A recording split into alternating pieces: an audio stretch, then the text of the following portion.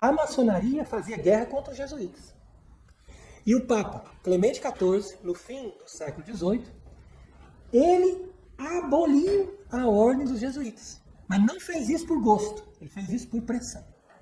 Ele fez isso por pressão de todos esses reis católicos, falou, não estou conseguindo viver, eu vou ter que ceder. E ele aboliu. Mas ele entrou num processo de depressão, de desgosto tão grande por ter feito alguma coisa que era contra a convicção dele.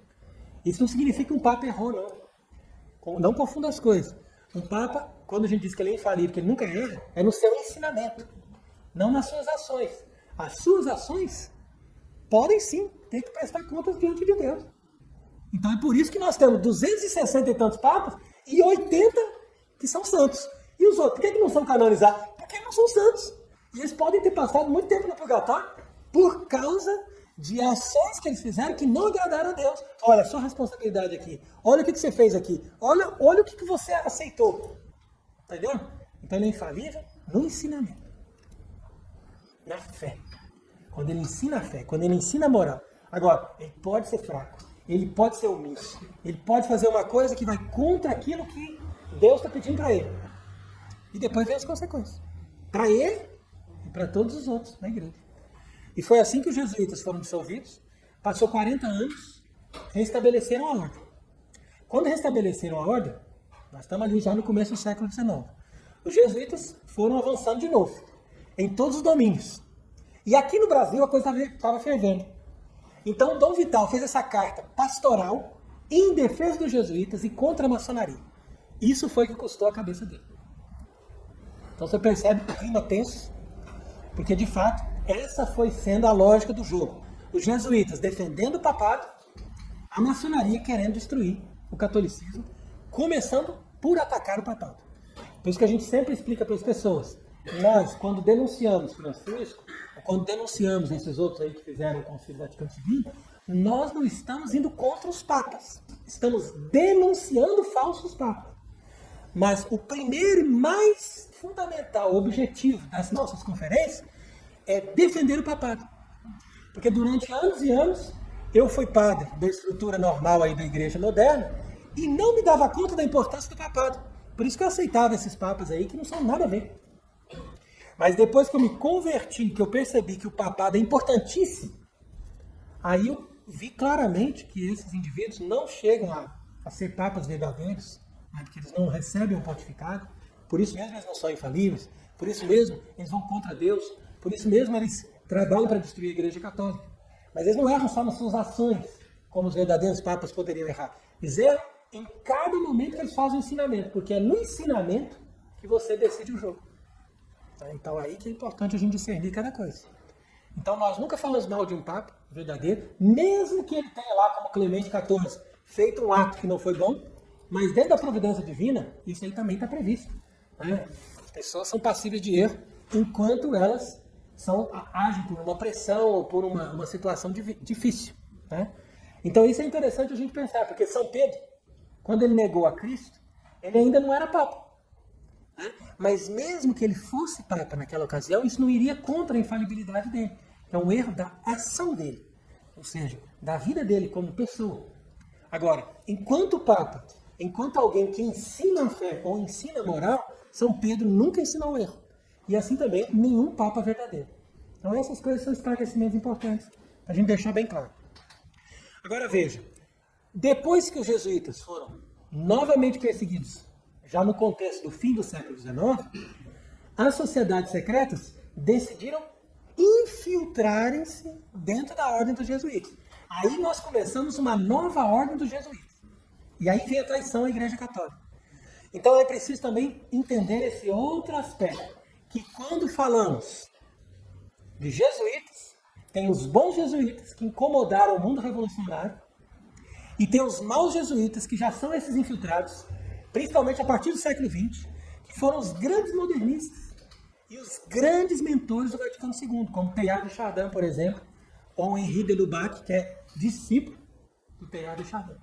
Então esses jesuítas é que são aqueles que formaram Bergoglio e que formaram outros péssimos jesuítas, que destruíram a igreja antes mesmo do Vaticano II.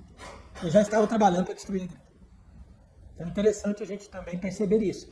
Porque o cardeal Beyer, que trabalhava na época com Pio XII, e que trabalhou com todo o esquema para poder implantar a liberdade religiosa e confeccionar aquela constituição péssima do Vaticano II, que se chama Nostra Aetate, era um jesuíta. Então esse indivíduo aí já é dessa linha dos infiltrados. Então tem que diferenciar bem essas coisas. Os jesuítas, primeiro, foram dissolvidos por Clemente XIV. 40 anos depois, foram reabilitados. Deram uma grande contribuição para a igreja no século XIX. Foram eles que realmente ajudaram a igreja a se levantar e se tornar uma superpotência novamente, mesmo com os ataques revolucionários do século XIX. E depois, mais para o fim desse século, já quando o Leão XIII já estava vendo ali o demônio dizer, ó, eu quero agora o meu momento de liberdade. E Cristo ceder para ele, nisso que Cristo cedeu, já começou com a infiltração dos jesuítas, que foi o primeiro passo para a destruição da igreja, antes mesmo deles conseguirem colocar um falso papa, no caso João XXIII, para governar o Vaticano. Até que eles tiveram acesso ao trono pontifical, colocando um jesuíta, entre aspas, desses, da nova linha, ali onde deveria estar um papa. E ali, por isso, nós vemos essa destruição imensa que esse homem fez em 10 anos. Em 10 anos, ele destruiu mais do que os outros em 50 e tantos. Por quê? Porque é um jesuíta formado na mentalidade destruidora. Então, tudo que é esse tipo de bom, a disciplina, a lógica, a coerência, a força de trabalho, para ajudar a igreja a defender o papado, reverteu tudo a serviço do mal. Eles fazem tudo isso a serviço do mal. Teologia da libertação, todo esse movimento, tudo isso pelos jesuítas. Agora, na época que eles estavam no bem, né, Dom Vital defendeu eles e atacou a maçonaria. Então vamos agora para essa primeira citação.